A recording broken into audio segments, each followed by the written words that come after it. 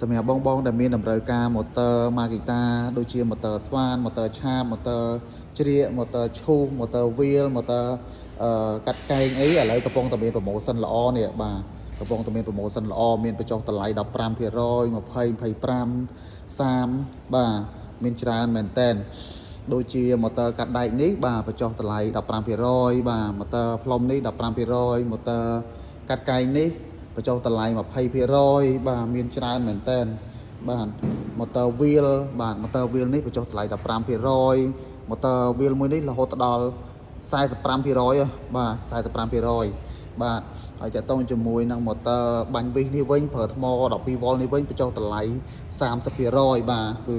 មានច្រើនមែនតើអញ្ចឹងបងដែលមានតម្រូវការ motor Makita សម្រាប់ promotion ចុងឆ្នាំនេះល្អមែនតើ